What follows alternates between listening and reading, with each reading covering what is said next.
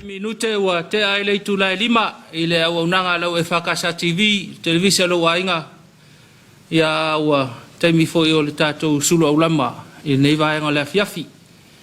o le whamalo al tatou au nanga mal tatou porkalame ia ile i foi o whiau mga luenga sa whengai ma siu tatou atunu ile ngatai tatou atunu i Samonei ia whapea foi an tama whanau o loo so se tafole nei ke lope fa malo el tatou atunu i whiau mga luenga sa whitai tunga iai i le nei aso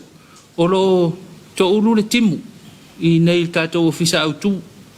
e le ngata le timu ia e whio lolo fo ile whatau tau le savili me manatu o le whapea nei le tatou talawhatai nei a pia ia manatu fo i o lo o atu le timunga i nisi vaenga o le atunu i upolu nei ia ele mai loa manatu foi o moteli sala fai o manono ma polima ia tonu o whapele tala le taulu pitonu ai o lea ia wale lilo e lava le anga leima le lofa o le tua ila na tausinga o le taitainga ma le leo leonga ia inga luenga sa fita i tunga ia iseo tatu o tunu mai lava i le lo le kale sia le ufainga luenga tofi le tua i sunga i toi ina mo la tofi le tua le ufainga luenga tofi whawhenga inga mo la tofi le tua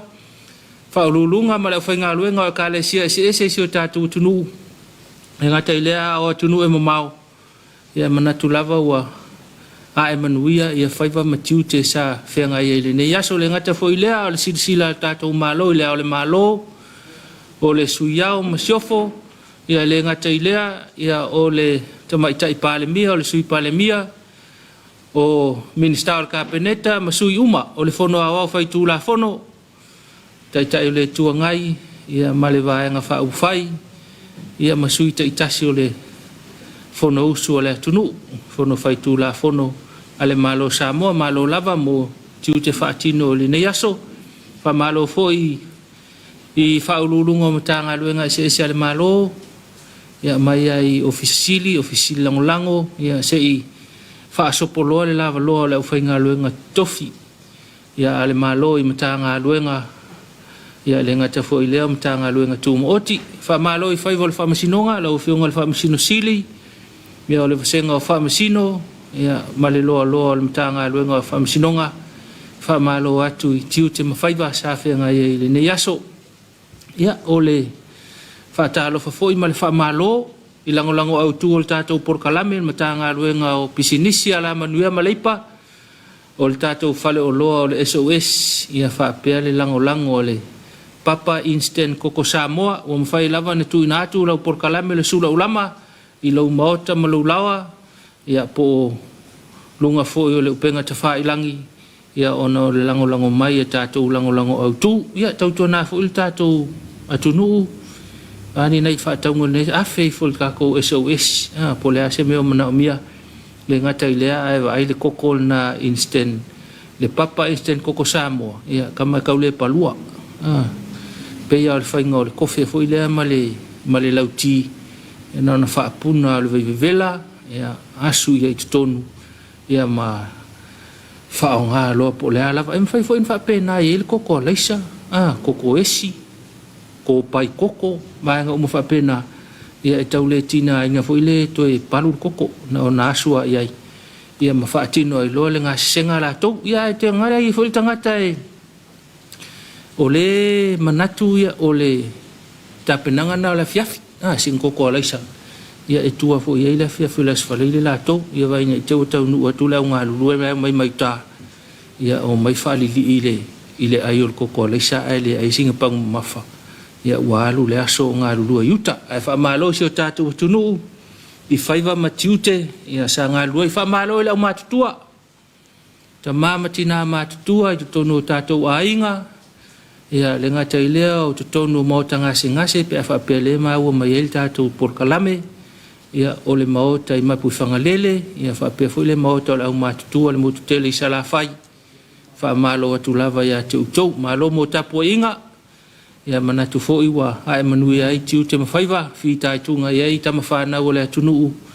e le ngata i Samoa nei atunuu mamau whamalo i tātou mātua mālolo pensione, la tau fo ngā luenga whai mo le la tau pito la au, Tapuaiga ma le whaanonoina o whiau mga luenga, ia wha malo atu le tātou polokalame o le Suluaulama i le nei vaenga o le Afiafi, a wha pēr le ua e tāpena i teanga i le whale, se isi le sila ane i le awa le tele, o le mea mauti noa wa susu, ia tau longo lava le tātou Suluaulama, se i tau tua nālo saonga le mu, ne ke ua koe wha ala vea o i se wha lave lave, ia ona ua e le wha au tauta, ia o loo wha le tonu tātou a wala fual tau a veino lau tā vale, i le tūlanga o lo i le awa le tele, ia ua susu foi e inai vai vai wai whai asi ma mafo le timbule na pa ue le i le watu, ina ia wha au tauta ia i tātou o tunu, ave tā vale, ave pasi, ia nei malanga whaai o le nei aso, ia wha malola wanga lulue, ai tau tua nāla wal saonga le mu si silane, nei te ua whaisi na tumula i titi o le pāsese muli muli, ai si silane i le malu pui pui o le pāsese, tau mwhai fo e alofa i tangata i le anga i tua i le toi malanga, ia se si silane lava e fua lava e lau sunga le ave ta vale, ia le tūlanga o ta o toi saonga le mu lau tele le ngata o le pāsese, ia ai whape fo i lau sunga le ave ta vale, ia whape fo i le pasi la tau ia, ai si silane i ta whaala, le ngata i lea o le si ta vale o lo whasoa ina la o le tele, ia ua o tele fo i la ua nga i tua, ia uka whapisi e fo i la Afiafi la tau ai si silane, se i tau ave ma le wha au tauta ma le wha e tete, ia ona ua mase se la o le tele, whea ngai fo i le tāpenanga i le tāpena atuai o le wha moe fono le ka le sia ia manatua, tele fo i ua tāpena i malua e tāpena le fono, ia se i tau tuane lava a whapeo i nina i meo lau i malua o se uta, ia se i silane i te ua whale e tonu urunga le au le tele, ia tupu i whai se whale lave a o loo tāpena e le lei lava le tāpena mamau, ia ma tāpena le mawhau e kupu i whale lave, ia e lei mautinoa le whaatinonga e se whiai, e fo ia saonga le mu oe, ia manatu fo iwa saonga le mu ia lo sio manga ma ila to lo lata atu ia tio ia ale saonga le mu ia manatu fo ila ia le saonga le mu ia ila to o lo lata atu ia tio tau longo lava le al tatou por kala me fa malomo e tatou fa na wa onga manatu e nia onga wa pe nia onga ku wa tu wa onga le kalesia manatu nisin tu wale solulu ia mafa solo mai ai ia te langona nisi na tu nei au tapena il tatou fono ia malola vai nei fanau le fa uma puan ile fa pe malolo fai nei mea onga na watu fa ia onga ia ai mai le onga ia au lai oke ia lai susolo le ia fa ngol mea onga la tu ile anga le ai mai le onga ia fiu nei fa ia onga ka ko fa ia kul me fai ia wangalo ona wale ile ma fau wa onga tato wa ma fau le tuanga ai fa malo lava ile ma ai fo yo o wa onga ile nei vai tau ia tonu manatu ma fau to ile ngalo nga fa nei matua le usul ka yao to piki mai la Afiafi ia o le tupe mo la me ai la uli ia na fo ka penga le me ai talu moe te pena nga o le fua onga o le ave ina le tutorial me fa pena ia se i fa mafani pa wal tali mana o ita mama tina ia lo to anga le onga ia maua se tau i tali masina ia la tau tinga i le fa i unga le tau sanga pe a mai lo li potele i le onga e mana ia pa wale o le me mana o ita mama tina o le mai o li potele onga ia ai le me uma malo lava malo i nei fanau malo i nei matua ia mo nga luenga fa wau ia wala vane tatou fa nau tua ye tatou tua ye ainga tua ye nu tua ye ekalesia ia tua ye sio tatou malo o le fa malo mo le au tau tua tatou lo tau tua va ina nei tatou ainga manu ta ko usu mai ka ko ye nga lulu e pia nei ia ai usu la nga uta ia le nga wasi ilva ai kai fai va ia wali tau tuaina na tatou ainga anga I foi mai le nu lai fai fai lau tasi le nu ia me mautinoa o lai anga ai fai ngā luenga le nu ia anga I foi ai la tau o lo lima vai ai na yu tātou ainga wha moe foi ai na yu tātou mātua ia I la tau o lo tau sia na yu tātou ainga wha mālol nei mautou mālol lava le ngā lo tau tātou por kalame I le tiu te whai whea ngai ma le lai whafo ia whea ngai foi ma le vela pea nga I tai whangota so se mea lava ia ele whai ngō fie o na o ngā luenga ma tiu te o lo whea ngai mautou ia me manga e oko e pule a o kou whi a o ai le aso wa halu le holiday ia oso le holiday a o fui le aso e ngā lue ia e whapena I le tautua ina o nei tātou ainga e whamalo lava po whea lava sa iai pesa I ngā uta pesa I ngā tai ia pesa whaifo ina I ngā luenga I tawhitawha whale ia whamalo atu I tiu te mawhai oi manatu ia wai umanuia whea au mga luenga le ua toi fo iane ai ke langonga o lo ka ele mama lo ke milngi ia e whakarikali mai le uso le laku o le me mautinoa e le oso le watu le uso le umana watu I pia ia li fo le matua I la whamalu mama ai whatelitali mai le awhia tu le tāwale le uso o le whautau tātulu ngō le awala ia taunu umanuia atolo e whatelitali le mai I le taunu watu ia po whea lava sa iai le nei aso ia o le whamalo le tātou porkalame le Suluaulama I tiu te mawhaivi ia le alofa o le atua e le ia sesi e songa malosi po songa malosi anga ia manatu lava whakerisi ano ana le ai le teita inga lo tātou wali I whea au matiu te sa whenga iai ia e le tau manuia fu le ne Afiafi manatu le tangata na ua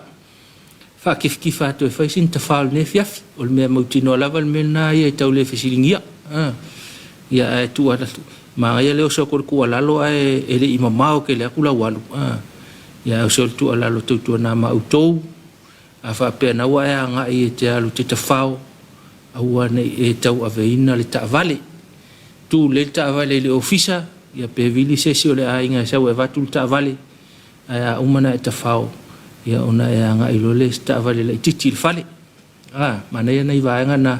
mole no fosila fia le tātou tunu a le kule ia kul kemil ngai ia mangue le I umal kolu pefa e lakua wal mkua I le sao se mea ia ai mana ia le velo atu le ko aku kai ke ile lima ia taua ne ai lau fato fala inga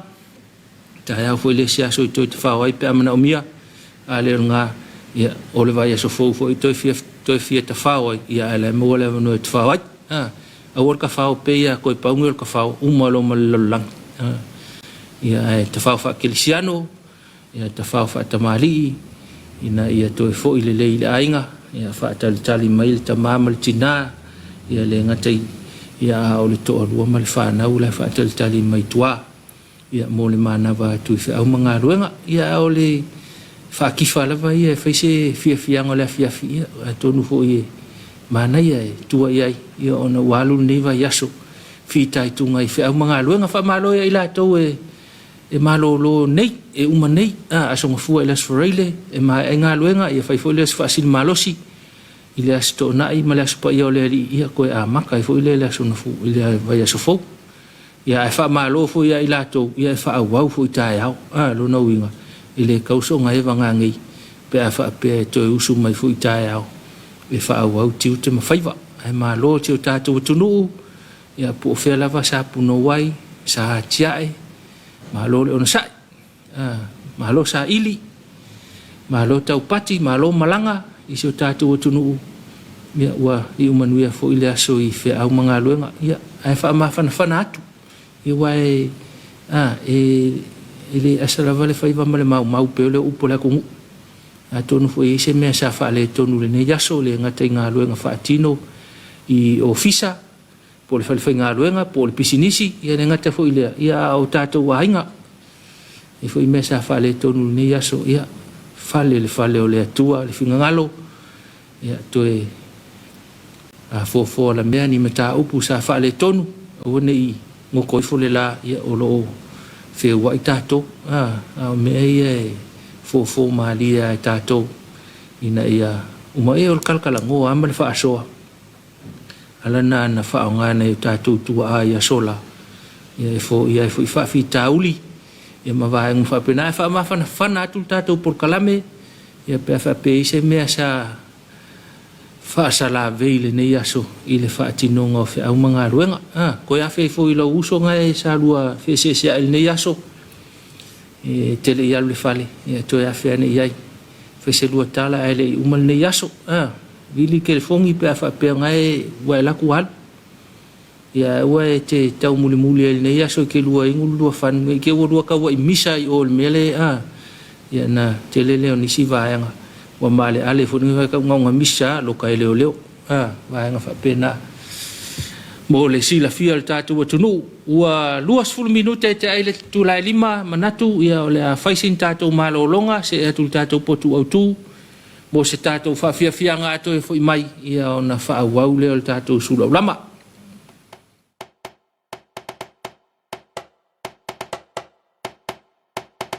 Sivala ia masisio ni ma pese fia ia na viinga le faaola tanga ia amai faafeta Yesu ila ualofa o te pese mafa ane tau pelo sili ese le mana mea oi tu mau pe oi lau pele.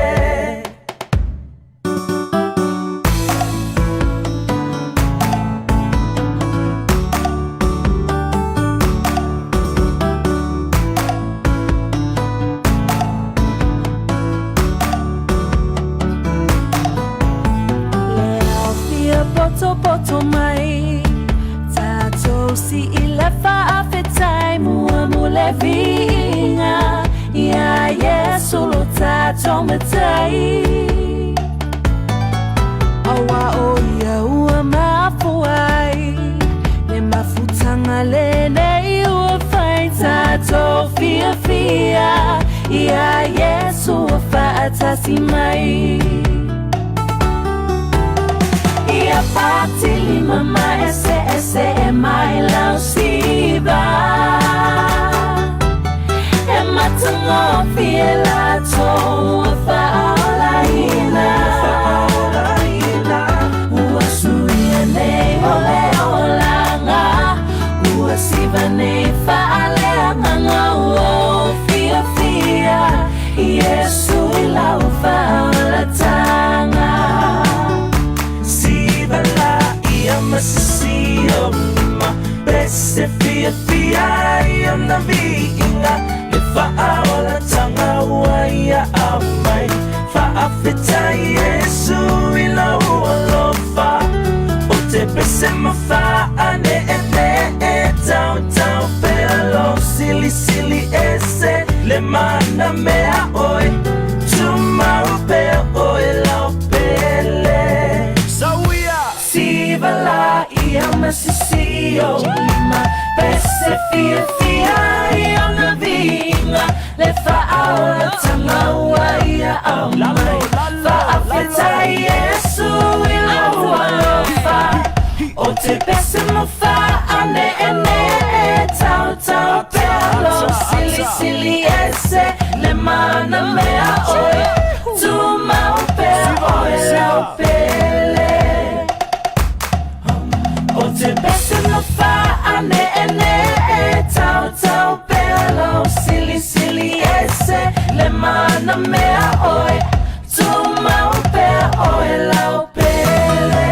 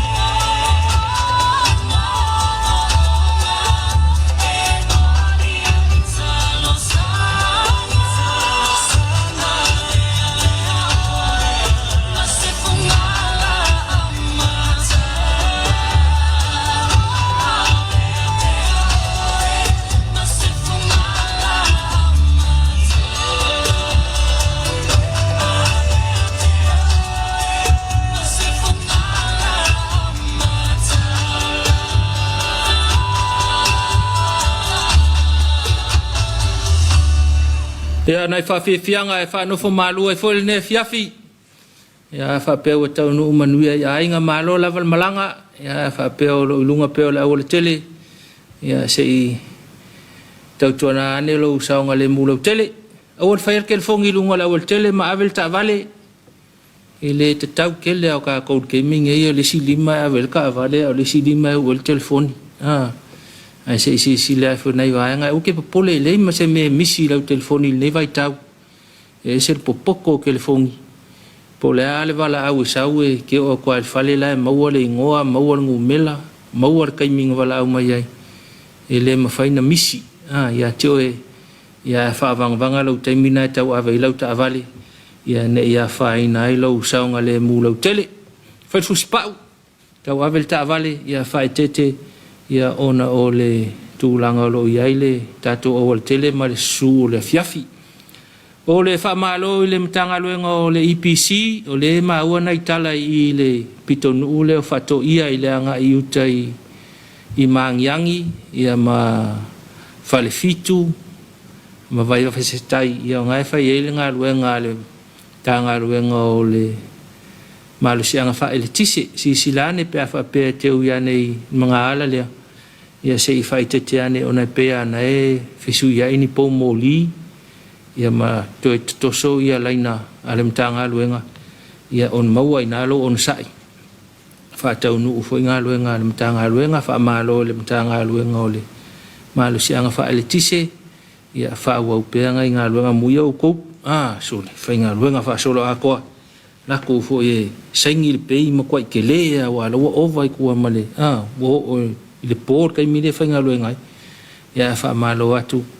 ia mō ngā luenga wha tino tātou mta ngā luenga o le wha malo lava lea I le tā ngā luenga o leo leo tā ngā luenga o tinei mū o le mta ngā luenga o le vai ia wha pēa le vaenga le vai tau o lo ngā wha utou ia ma le mataitu ina o le tātou saonga le mū lau tele ia e alai whaalawe lawe o no awhia I tātou e wha malo atu I nei mata ngā luenga ia o loo tau la mua lawa le tātou saonga le mūlau tele wha malo mo tiu te whaatino le nei aso I wai I le vaenga lau malo lo ia e fo I le vaenga lau anga I mai ia e wha awawai tiu te o le nei Afiafi le ngata fo I leo le wha malo le mata ngā luenga o le soifua malo lo ina o lo nga famale vai o tātou soifua malolo ina lau tele se silane tele fa lau ilo al mtanga luenga ia o lo tūlei mai pēlei taimi male taimi ia o no tele nai wha mai o lo awhia I tātou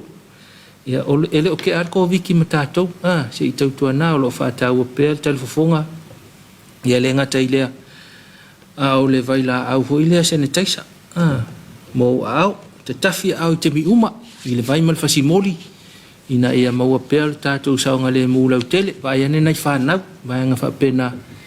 ona o le tele o wha mai loa awhia I tātou, ina nei vai tau, ia o wha māloa I fo I lele, tā ngā luenga o le soifua mālolo ina, ona o le ngā luenga o lo whatino pēr, mō le soifua mālolo ina o lau tele, o si o tātou watunu. Wha mālo atu pēr whapele o tau mai whanua al whai ngā malanga, e ngata I le au whai ngā ruenga, so ngai whawhia ngainga, tō ina, e mawharetua, e ngata whau I le au la tō wau sufono mai mō le whono le kālesia, ia whamalo atu. Tau mai whai ngā malanga, ia manatu lawa, manuia seo tātou watunu nei, manuia fo I le whamuli atu le kālesia, ma le au whai ngā ruenga, ai malo malanga, whaisi vela o Samoa nei vai tau, a tōnu tō whalongolongo mai nei vai aso le imau atu. Peo kau winter ngai kau malulu ia e whainga na I tātou I nei e fwele kei me sa wei wa malulu ia wa whai fwoi si vela le lata I le asoana le la se I sisi la ne nei te wa ma telefono le vai aso fōua e ngase na nei aso e lua pe tolu I te whamasani e le tau ma le vela ia manatu o kei fwoi la e alu nei vai ngā whapena malo malanga tau manuia mai le whainga malanga ia tonu manuia le tonu mai po la lava fa mo nga si mai nei ainga ia o por kalame fa le kalesia ia po la lava ia po kalame whapisinisi ia whamalo atu tātou Suluaulama i le tau manuia mai le nei vaenga o le vai nei vaenga o le tausanga i whi au mga luenga whamalo a malanga le tātou atunu i wa le ua se tema ia umalo se tema o luta maiti umalo luta maiti o le whainga me ia umal whainga me ia ka kou whakatikari lo le pepe o Christmas umalo fo il nei tausanga lua a fua il tātou savalinga ma le tele o vaenga sa tau wasa mai ia ele whaingo fie a vi ele lo fo le atua ia o lo o se maali e pēr le tātou whainga malanga i le nei vai tau whamalo atu le tātou atunu ia le onasai e nei paanga le tātou porkalame na walau mai o le nei vai tau le tele o mau whamatalanga whiawea ai mai se ai lunga o penga ta whailangi ia le mana tu fo ma te tu mo muli na le tātou atunu ia nei whamasinonga e alai i vaenga i o le tau whamatau tau whaaleanga ma vaenga mo whapena ia peo na ia il whaonga ina o penga ta whailangi ia mana ia fo o mana tua il tātou pokalame se i tau tua na il tātou atunu ia le sau i lunga o penga ta whailangi o le ngangana whaonga se silani il tātou atunu o na vaenga ia whaonga ngisi ia mkua i sau ia le a koa la tau ia ele ngaloi ia o le toi sila ia i a inga o matua o whanau i tūlanga o lo ia i penga ta whailangi ai ese le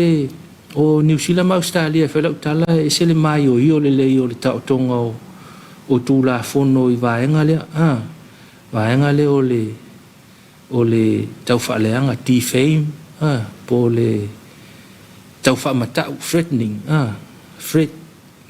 ese le mai o i tūla fono New Zealand ma Australia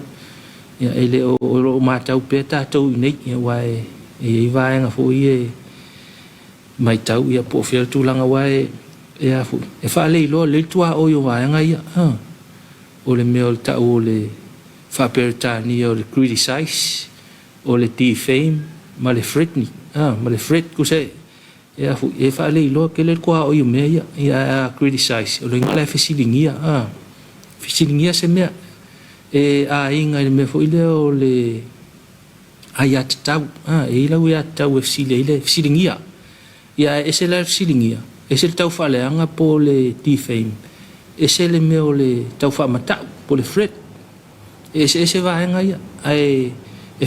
foi le koi kiki aku kusa e se me tolu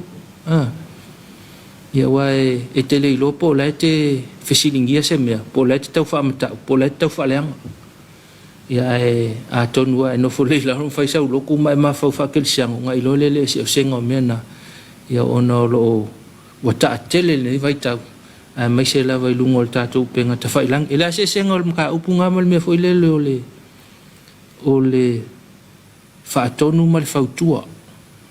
e se me lua i lo manatu e ike me ke le loi po la ke whaakongu po la ke whaukua whaatonu nga o le whautua o le tua lalo ai e whainga kāia ngai loa le kua o i o mena e lua ia tonu e whaafonga mai fo i la tau e atama mai le vaenga whaaltu la fono ia o se me whapena e tau o fo i tātou nei tātou tangata le sila fio nei mena e se le fisilingi o le mei lau ai atau lo fia malama ia ma le whaatu fo o lo manatu ia e se le tau whaaleanga ma le tau whaamata e se mena e lua a tau whaaleanga lo tau whaamata lo ina o soli tu la fono ia whapele te fisilingi se mea ia lo na wingo o lau ai atau fisilingi e lo fia malama ia pe lafo fo i se langona i se mata upolo ia ia ta oto tu se ta tu nu nei vaenga na ona o ta tele nei vai tau i mai se la vai lunga i penga ta whailangi ia wale i loa tanga tal tua o i ole whaaleo la ia tau i se mata upu ia po se langona vaenga whapena i wale i loa tua o i ole mena mal tau whaaleanga ia mal tau whamta ai tātou atunu, tua lalo tātou Suluaulama o le vaenga o le songa le mu kamanga tātou mata i tū nei vaenga na ina se pea o le upu masani fo i lea ma fau mua ia ona sao noa i loa lea ia ngai loa la ia sa o le mela e fai Ona I whaatinonga na male tua lalo tātou pulkalame se I tautua na ane. Ia tātou upenga te whailangi. Ia ailonga ngā whaial ngā mea mālai ke si I kā I leska ngā kaile. Whaingo kala manawa enga. Mga ia e whao ngai. I vide le ainga lai oi, po a mai la tau. Manui au tau, ia le lei mea uma. I misinga se lengi ngā le ua pisi fuli ne vai tau. Kia la ngai maa nai ala na, nai lo le whai au isi tūlanga. E le ke le sia no I tātou. Tua lalo mo le tātou atunu, ia vaenga lava le tātou saunga le mūlau tele. Ia ona o vaenga o loo iai. Ai ua toe suli ma minuta tāle I tūla e ono. O lewa tapena mai le susunga I le whawhengai ngā ia pēnai a kolo, pēnai a koro, ia male e ka le sia sale aula, mo le tātou Tapuaiga Afiafi, pe a tāle I tūla e ono. La toi fo ia tu tātou porkalame le tātou potu au tū, nai whaafiafianga I tupulanga talavou, mo la tau saol tātou porkalame, o pespisenga ma whaatinonga whaleanganga, le ngā te fo I leo vivinga o le atua, tāre I tūla e ono, ia ona se mai leo le tātou whainga lotu, le sunga le whawhengai ngā ia pēnai a koro, ma le ka le sia e whaka sa le aula, e tau I ona, alo ma le mana le upu fola fola, ala na wauna, ia o fo I finangalo, I lau whaafonga, ia wala wase ai whaleanganga mo I tātou, ma ai al tātou Tapuaiga o le Afiafi, ia toi fo I mai leo le tātou pulkalame whaawau pēr le tātou Suluaulama.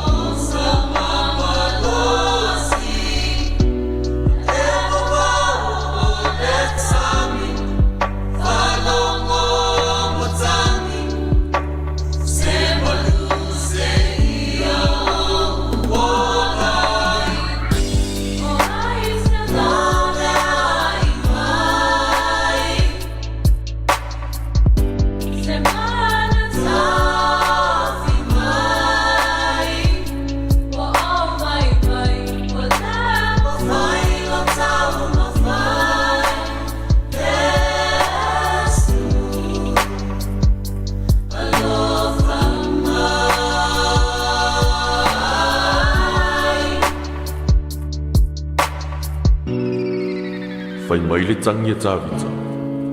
Apisalo mai. Apisalo mai. Tawhia oti e sui e oi.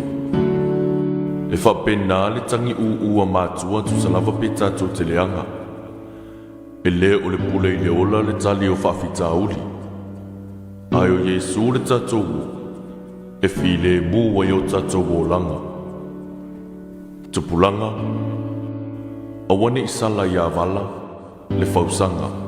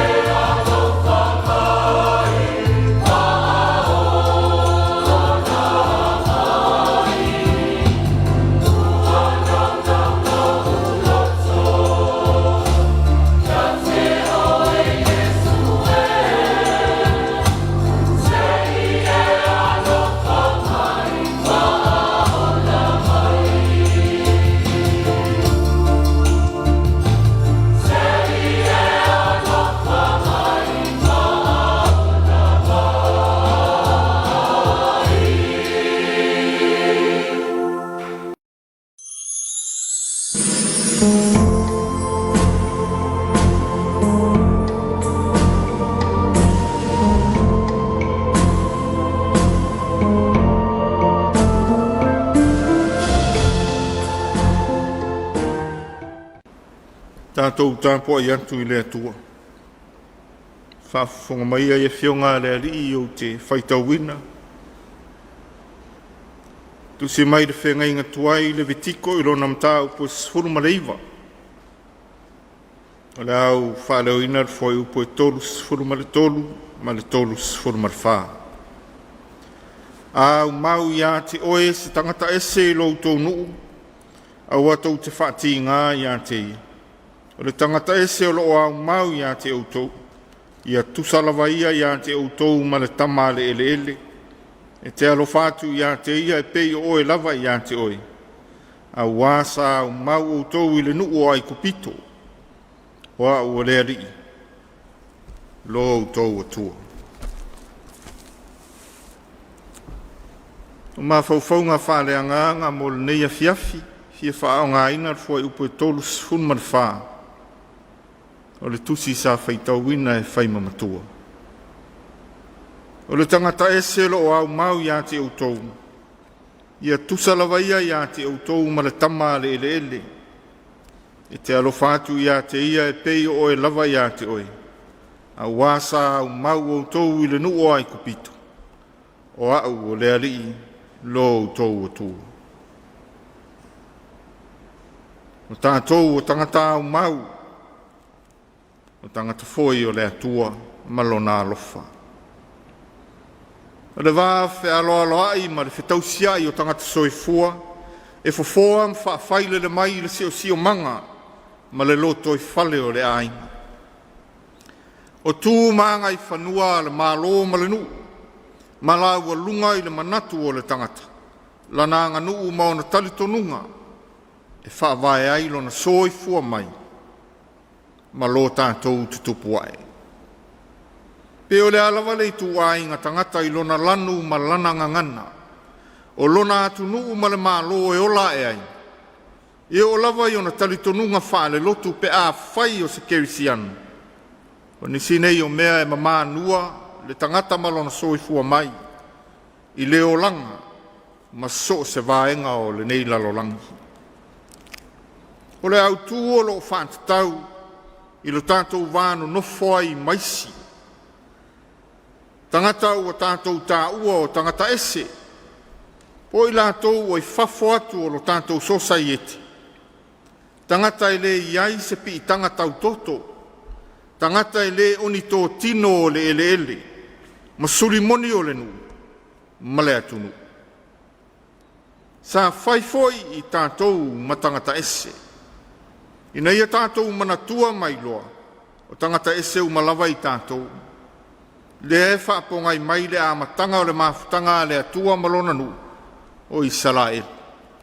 Ai maise o le talamasani a Iakopo, malana whanau tama e sifuru malelua. O I lātou ia na mua no nofo I ai kupito, a o tangata whai atu I le atunu, o tangata ese. Sa mau ma whana whanau ai, se ia whātoa teleina, ma vea manu tele, ai sa ola polonga, ona o tangata ese. Tā whaafungaina e le atua la lātou alanga o le oi, ma le fia maua o se mapusanga mai le polonga, ma le sa wā o whalao. Ona uina i lea e le atua o Mose, e ave ese mai Israel, mai ai kopito. Le e wha mauina e le tusi o e soto, ai fōa I ai kanana, e le ali, e whai mō I lātou. O le o ese mai o Israelu mai ai kupito, na osi ai le wheangainga, o le a whai Israelu manu o le atua, ai a vea le ali I mātua e toa tasi o Israelu. O le wheangainga na pui puia, ma wha mautuina, e le tele o tū lafono. E pei foi o le tū lafonu.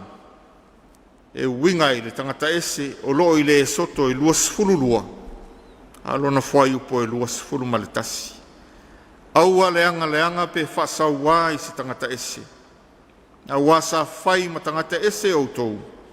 I le noo ai kopito. O le tū lafonu wha vae le nā. Lea uto e wha manatu mau I le lei mai le au tū I le nei Afiafi. A wale whāti ngā I le tangata ese, tangata o lo au mau I lo wāinga po lo nu. ia tutusa le nā tangata au mau, ma le tama le le le. Alofa ia e peo na e alofa lava oe i ante oe, ma wane ngalu, sa vea i tātou ma tangata au mau foi ai kopito. O le ali e wha mautuina, pe wha mao nia ia mea. O le whea au tā ua lea mo so si tangata soifua lava, ia soifua maola maleiloa, o tātou umao tangata au mau. O no nofo i le foafoanga le atua, o tausia fo i maalofangia e le ali, i teimi uma o le ola. Ia tātou wālo lo fātu i so seisi, e pei fo i o nā lofa mai le atua i tangata uma. Ia tātou wola fe tausia i ma le whea lo fani, ma ianga le lei so se tangata, ma atangi ailo tātou i loa moni o le ali i le atua. O le wāwhea loa ai ma le wāwhi tausia i, o nā tura mātango fie ia o le ali, ma o lona le fina ngalo mo lana tangata na whai, lea fo i e tau ta ua ma tūlanga ese Samoa, ma na tū maanga i whanua. E mō le mawina le nei anga nuu i mea whai a le atunu. I le iai o le leo tangata ese, ma paolo whai mai nuu ese ese. E le ngata i le sao whai ngā ali ma whai pule o Afioanga. Ai whapena fo i mea whai a tina ma le awaluma, e o lava, i le whale au manga, ma le mālosi o le nuu. O le ngangau o le au pola pola, o le amana i aina lea o le suafa fou, i le mai le nuu o au mawai lea matai. Maaloa i ailo na matai le sao whainga, ma tonu whai o le nuu. E pei lava, o ne whaata waina, i lona lava nuu moni. A wheta alolo ai foi Samoa, ma ona tangata i tiu te e ao na whaatinu. E pei o whae poiponga ma mariu, e tūlanga māti e lava le vai e le anga nuu i le whasanga inga ma tangata ese. E mai se pe a teu le paolo tau tupu, ma le ngafa sa se mai le langi, i le amana ia o tangata whai mai. A sili i lea le whae a ea le anga nuu. I ona whai lotu ma au ona o le tala le lei. I nau a tō le matu pāla pala e le tupu. Na ia talia le tala o le wha o le tanga ke riso. Ua fōa i ai lona sau, ma ave i ai ma le sunga. O le wha whiangainga e whiangai i ai ma le nuu, ma le atua. Ai wha ao i ai pa ia o le whioanga, ma le i tū malu. E ui ua peisea i ua ese le ala waa ua sopo ai le talu talu fou o nei aso. Ma le finangalo tua au ma vai. Sa ma nua mai a Samoa, ma le vai le ngā ruenga pa ia le ali. Ina ua tau ma whai le ata mai wha le tangata. Ma le polo kike pū lea ma losi le tala le leia le atu. O nau pū lenga wha fafo.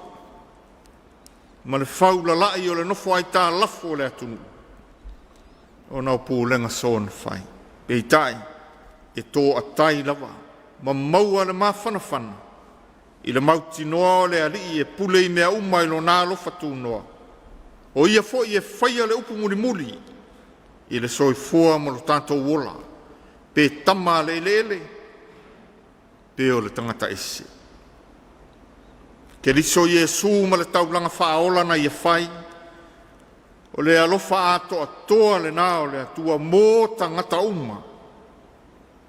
Ina ia ola fia fia ma saoloto, e o lava, i e lei loa oia. Tu mawatu ia te ia o lona lava vi inga nei o oi le whaavavau. Amen. O le pese ua saunia e rau whai pese.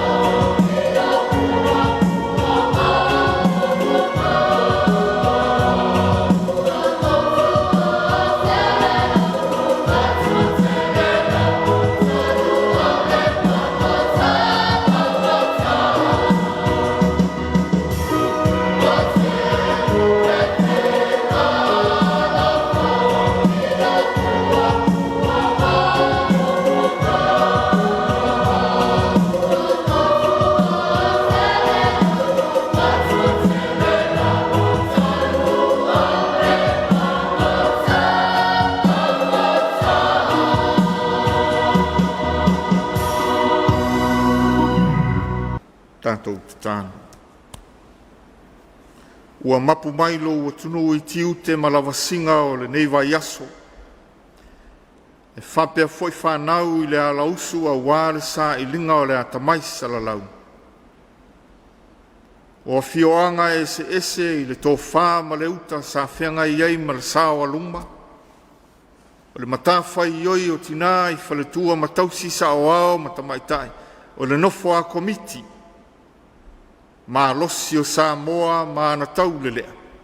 O whanau. Whawhetai tele I lo alofa whamaun. Tai nane I lu I tau ese o le ola.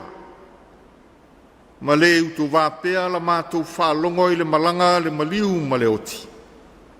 A o le nātura leo le soifua e te pule ao awai.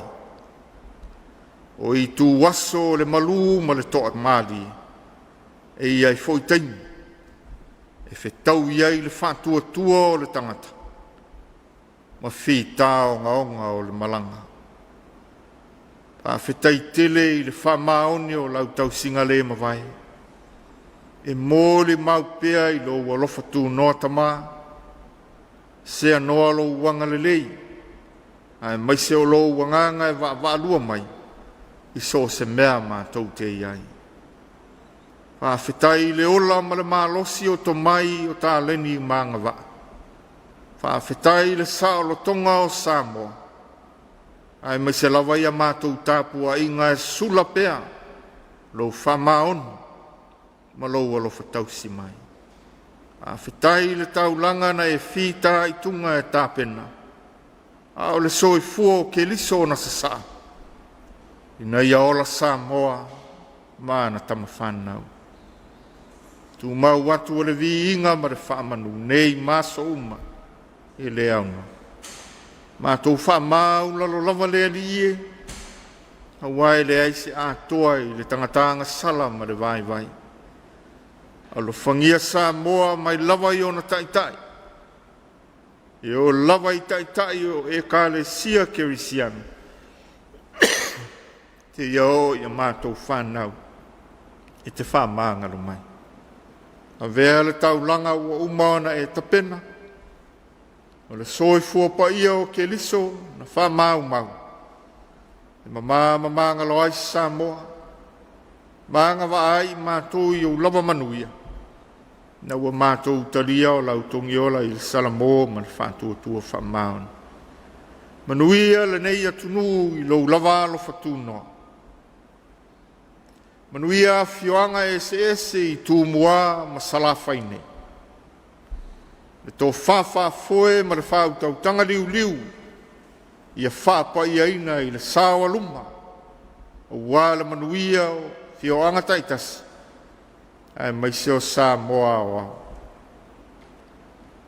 Manuia taitai o le malo. I o lātou whaiva ma wala awina. Whaapaia ina la lātou tō wha. Ma tau la mua I lātou. Ina ia soi fua mā te tau ma awa Samoa. I lau tala le lei. Ma lau suafa mamaru. Manuia tina umai o lātou foi tiute ma matafa I oi. O le tua lalo ma le whauwhautua. Ia e anga le lei. Manuia e kāle sia kerisiano ma lana wheau tau longolongo. I le whasilingia lo mātou le a toa o le vai ma le lei loa se mea. E soa ni mai le li ia. I tau bao ngā pea. Lo mātou wola. Oe na wha. Le whasilingia le a toa. A walo suafa malau ngā ruenga pa ia. O ia mātou te talo, wha moe pea I lo walofa, taitai ai Samoa ma apo matangi ai lao lona sā. A wala mātou malanga o tae ao mai e lua, o le lumanai, na ia tau walunga mea uma, I le viinga o lo lava suafa pa ia. O ia mātou te talo, whaia lo finangalo. Wo le ai, ona o Yesu. Amen.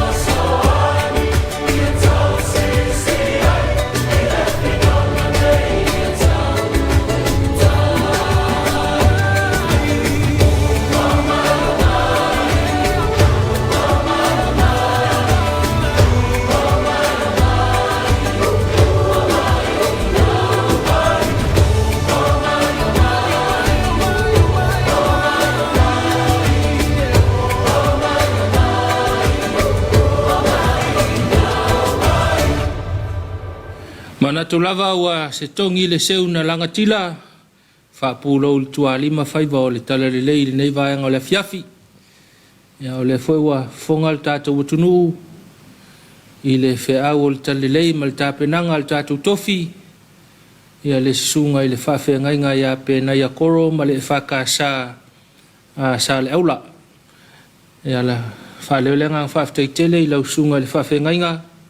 Ia mo le tāpenanga mātango fie, o le tātou Tapuaiga malo talo, ia whawhtai foi,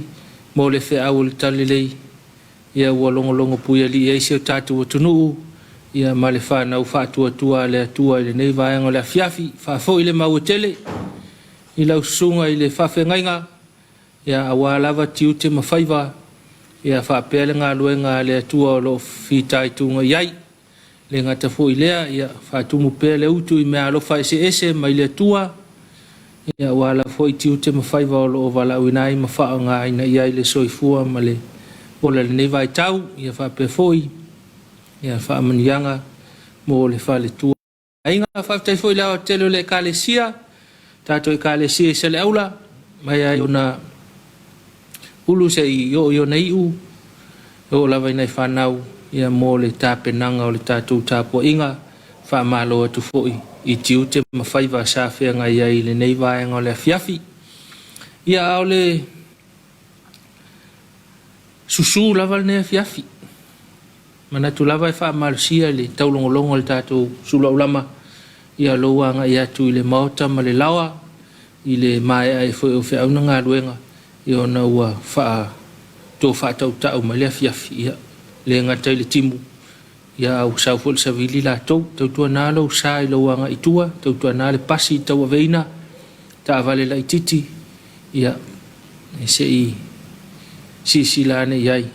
e whaau tauta le tau aveina ina ia tau nu manuia le whainga malanga ko e whaale tonu a tātou i le Afiafi ia au le ua sa vali atu le tau Afiafi ma wha mai a ia por kalame ma fuafuanga o le nei Afiafi. Mana tu foi e tele nisi e anga i mai e uilele singa fale ainga fu le nei Afiafi o le sforeile. Ma lolo fu le kuka ia le fale ia e anga i mai ia i leia ia ka kou ia i nei talawhatai o pia. Ia o mātou ia i tua ia o le me masani a le Afiafi o le sforeile ta penanga o le kuka la tau ia ngā sisenga ia o ame uma ia mawha ngā solo hai tari ngā sua o le Afiafi. Ia whapea foi o le fuafuanga le nālu nei Afiafi ia. Wa ilo saunga le mūleanga i mai. Paka lele ta avale le vaenga i sefe. Ia o nā ngā ia ilo le whaile tau saminga pe a whapea anga i mai. Ia e vai foi se whainga ainga i se whale ainga i nei api. Kasi melang wakele foi a whale ainga i a tātou. Nu fo i tua ia wa i fo ia i la tau tāpenaina ia au onanga ia mo le tātou atunu ia e whaamaro lava i tiu te mawhaiva ia sa whenga i whaamaro i tātou pāanga ia tunu i mamao lo mafuta ma le tātou por kalame po le a le aso le taimi o le aso o lo mafuta ma ia a whapeo nai sanga lue la tapena ia ngā i le whale ia se isi la nei lau sao ngā le mu Fatalo fatu le tina ya lua fitu a fua pile seno le mafuta mal tatou por kalame mafuta mamao mai ai o i Brisbane Australia fa malo atu atono manuia na i tu le lolangi lo mafuta mai ai ia le ngata fo ile a tatou tamafana le na vai ngo le lolangi lo mafuta mai ai ia le tai o to pe ya o to na fa ko a ke alfa pe ke al ko tem fa penei ia na tau fa uma tiu te mawhaiva ai se i tau tua nā le saunga le mū le anga i le whale e le leia mako i ngai e peo na whai so e se le alo lofa o leo i nei tātou tunu o Samoa ia o toina maonga ula vale e lunga la ua kele ia le ai ma se wha kaunga o le vai aso a toa ia ua e alutu pe tutongi e le sala ia o sala ho e leo ni tama i sala o le si me ia tātou ia tunu e mamau. E sasi lo tupu le whaalawelawe e le tama i whaalawelawe o le makua whaalawelawe kele le alalawe le al tau longo le tātou por kalame ia se isi la sin la lino saonga le mu pe fa pe o te pena ya nga ilfale sa ni mana nga luenga ia pe o ta pena fo i mai le fale ia nga i nga luenga le ne Afiafi ia o mai le nga o le tua i to e tiu te mawhaiva ma le wha o mai no le ne yaso ma le neiva yaso ia i mātou ia ngā rulue mai le aso ngafua i le aso whareile ma lo lava mo tiu te sa wha atino ina le ne Afiafi ia ai manatu le a to i se e atu le tātou fisa utu e nei whasi silanga ma nei whasa launga whaalau i tele le maa ua le tātou por kalame a maia ia ona wha awau pia leo le tātou por kalame o le Suluaulama e whaatulo watu Samoa i lau whaasausonga le nei pō nei ai se whaungangana i le tau tamali i lau whaafongaanga ona o le nei whaasala launga tu lau lava ai whaasi sila atu ma le avatele te tauai i suli uma salama tua o tau loa i le ala tele ma le au waa o e suli mai a salama tua sa apea ma mose e whaapea o le awhaia le tātou tala noanga i le maota i tau loa i le asoto nai se fulu fitu o se tema lua o lua i le iwa taulu se fulu i le tae au tala no ai ma ta upu ta ua tele e au ai o na fofonga ina lo utou mamalu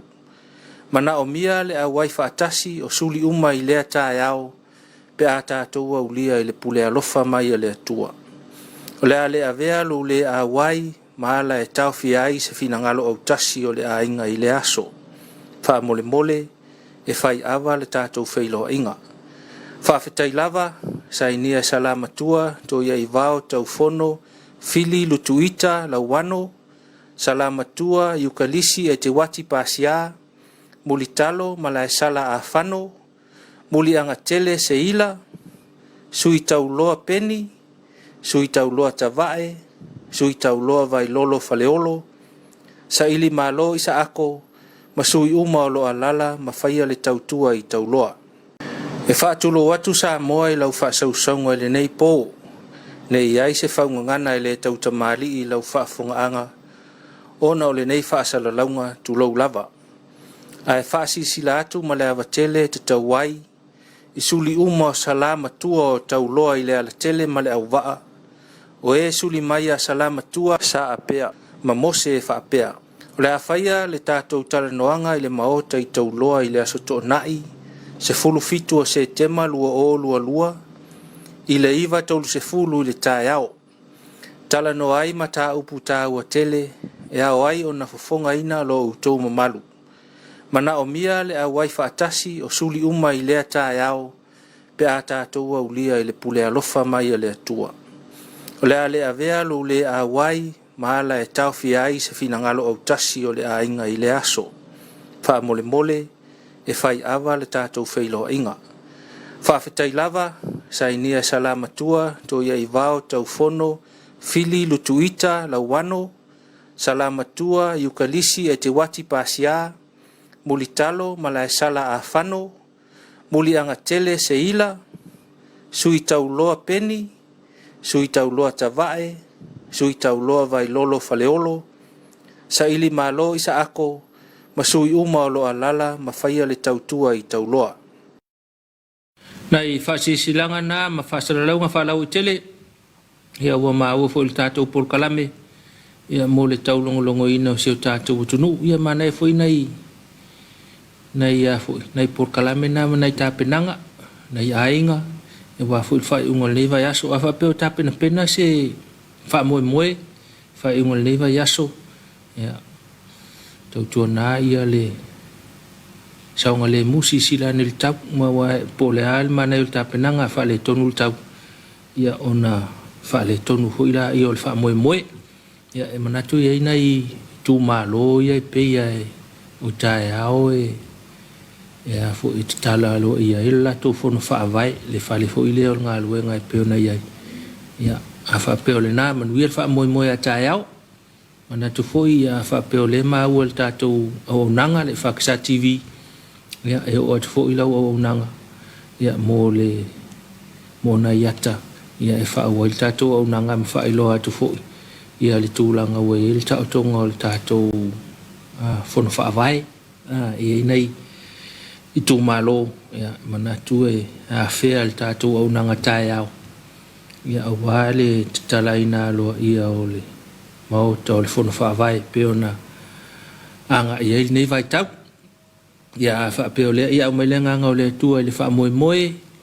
ia ina ia tau no manuia ia avea foi ma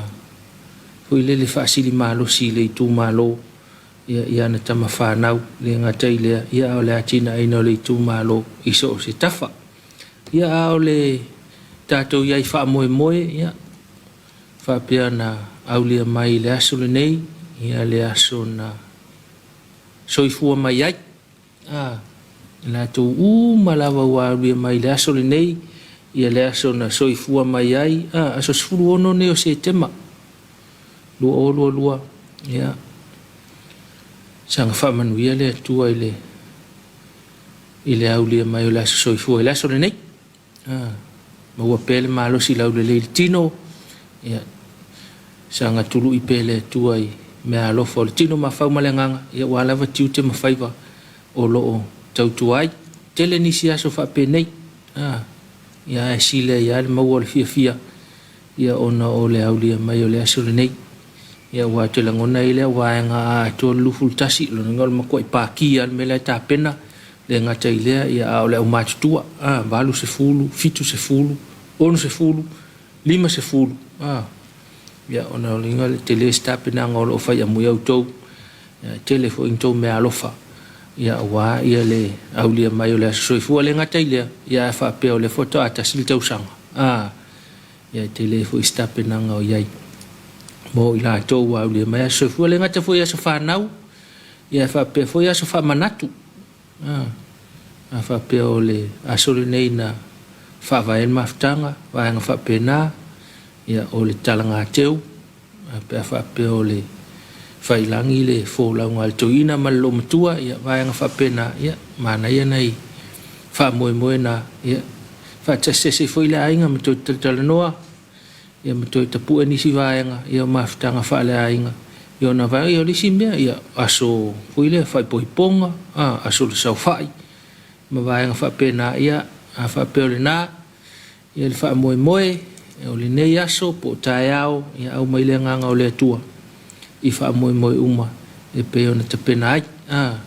ia o le taulongo alta por kalame ia fa peole te anga i fa se fia o le nei Afiafi tu alalo alta tau por kalame ia fia fa kirsiano ia o le fautanga poto ma le fautanga tau ta tiatu ia ina ia toi foi manuel fale ia sa ili malo siwa huita ya ola fa tali mai le ngata ile o le sa pa ia o le ali o lo fa tali mai ia wol so ngalo lava pe ia umalo ta fa ngo nei le to ia lo se ta fa o tu lava yaso ia uma ful ta fa o so ngale mul nei fa ngol va yaso fa foi na to ia ulia tu lava yaso ia to ia ngai foi ia mo nai fa malo si tino le Afiafi ia manai fa fianga ia tali masine ia foi li fita itunga i fa au manga luenga o lo fe ngai masio tatu tunu ai manatu ia o tau mai siu i tatu por kalame wa ia ka ko se i masani foi le national lotto e muli mai o le hit free fa pesa fa tau lo pepal ne yaso ia mau mai pelo on sai ia fa ai watu le tatu por kalame i le se i le tatu hit free mo le nei yaso ia fa pe o feole anga yai le nei Afiafi i toi fuafuanga ia au mai le nganga o le tua ina ia taunu manuia toi fuafuanga o le nei Afiafi malo lo fu i tatu butunu i malo longa ma fa sausonga o le Afiafi ia tatu fa ta ma fa pe ma le nganga o le tua ina ia fa ta o to fu to fanga o le nei Afiafi manuia o le ali ia ma wol tatu malosi ia wa foi fuafuanga o lo fatali mai mo tatou le aso fou o fuafuanga ma fa moemoenga ia e pena fa ia tala ia au mai le nganga o le tua fa moe le li e manuia i pe fuafuanga uma o lo fuafuaina ia ta pena fa le nganga tatou le tua mo moli atulo to so fu mo tatou wola au le atulo na aso pa ia o lo fatali mai mo tatou ia nga foi fa un al va ya solato fa si nga malo si le ngata i malo longa mai nga luenga ia toi fa mawasi na malo si fa fo wina li tino ia fa pe fo ile malo si fa le nganga ia ile ngaluenga fa ia le fa ngaluenga ia olo tomata wai pe lo tato wola fa le nganga e ala ile fe au ile aso ma le aso po fe le anga ia tau tu na la volu so ngale mu le malo le tato tunu ina ia sa ngale mu pe ia fe au mangaluenga ia te pena le fono usu ale kalesia fa mo fu ni to sanga e ia wa se tai masina ia mana tulava ia le lofa malanga le le tua ile ava no au mai ia fa tino le fono le ni to sanga le ni masina ia tau ena au mai le nganga le tua ile tapena tu le fa mo fono ia mau mana tu ta mau le kalesia le ngata ile le fa ngaluenga le us fono ia wa fo se ai ole lumana yo le kalesia i so se tafa ila to fo i wanga tu e fai malima vai ai le o nanga ia ta to fa mo pe le ali ia i tiu te mafai mal malosi ia e tau tu ai le fono ia wa e lua vai aso le fono fa malo malo ile li pule el kolisi male falitua male ainga fai a onga mo la tu falitua fi tai tunga fo ia wa fa mo fono le kalesia le nei tau sanga ia e manu ia tele ni Afiafi si o tātou tunu i malolonga ia tātou toi whailo ai fo i se teim whape nei le te muluma ia wale wha uwina o le tātou por kalame o le Suluaulama manu ia tele ni Afiafi ai o le aso mai ai ia le Samoa National Lotto ma le tātou por kalame ma le tātou sei tātou por kalame ma le tātou sei o hit free ia manu ia lau mate ia maua fo i se laki ia wa fo i fua nga le fai ungo le neva ya so manu tele si tato tunu i fa so so le ne Afiafi to fa so i fua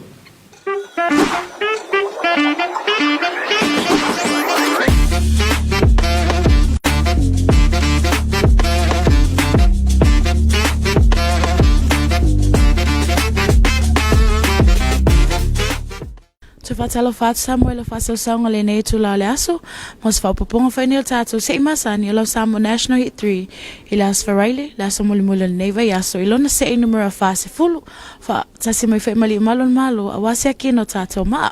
afanga solo se kino tato ma tato fa mnatu masani ya manone mfaine eta aloma yai masa ili mai so lucky amano mo le straight tolo numero sa sao lua box tolu numero laki so se faatulanga ina tolu front bear lua numero sa sao le pito luma back bear numero sa sao e lua le pito tua le lucky one numero tasi le pito luma male combo o numero tolu so se faatulanga ina e alfia male straight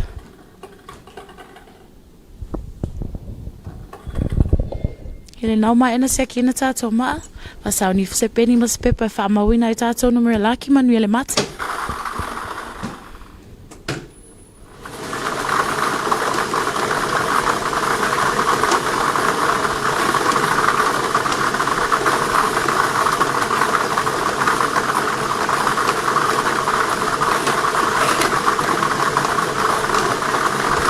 tá to numero momo le numero lua. Our first winning number is number 2.